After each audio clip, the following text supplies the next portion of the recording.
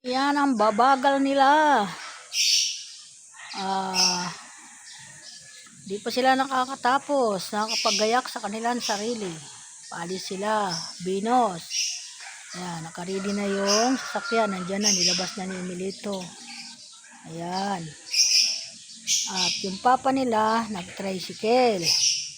Ayan ang kanyang service. Hindi naman yun namamahingay. Ayaw yung magpahinga. Ayaw niya mag-day off sa kanyang hanap buhay. Kaya ayan. Ako naman mamaya, pag nakaalis na sila, punta ko ng tungko at may bibiliin ako doon. Sarado ko na naman muna ang tindahan. Kasi, saka pa ako bibili kapag, late na ang oras. Ayaw ko kasi nung ganun. Magagata ako ng laing. Yung dadalhin ko doon sa aming pupuntahan sa,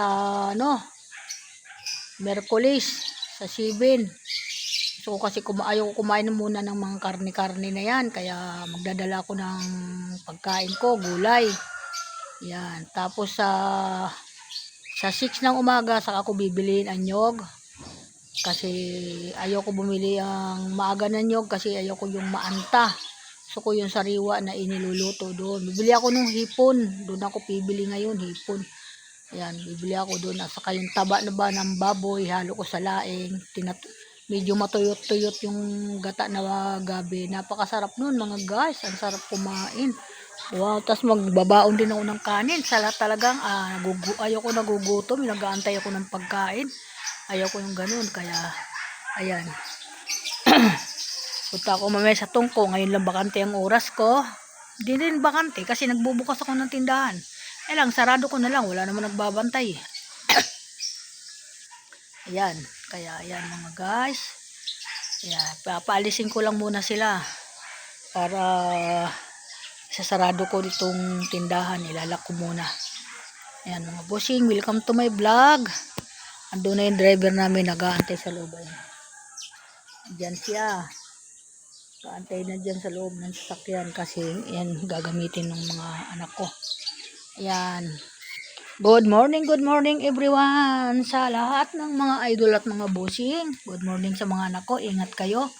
Good morning sa lahat ng mga follower. Good morning sa lahat ng mga bossing, lalo na sa atin pinakapinuno dyan sa atin Facebook. Good morning po sa inyo, ingat po kayo. Ayan.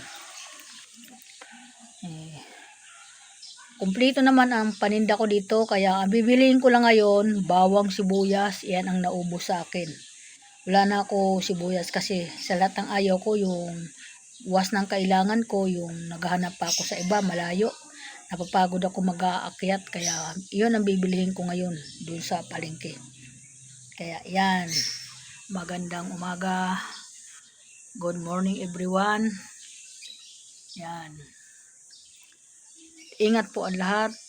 Mainit. Mabuti nga ngayon, malamig pa ngayon. Kahapon, ganitong oras, umiinit na. Pero ngayon, maganda ang kanyang, sana naman, huwag masyadong uminit. Yan po. Para yung asawa ko hindi mainitan kasi nagsulo siya ngayon magtinda. Yan. Ganyan siya. Kaya okay. Maraming salamat. Bye-bye. Bye-bye sa mga lahat. Bye-bye.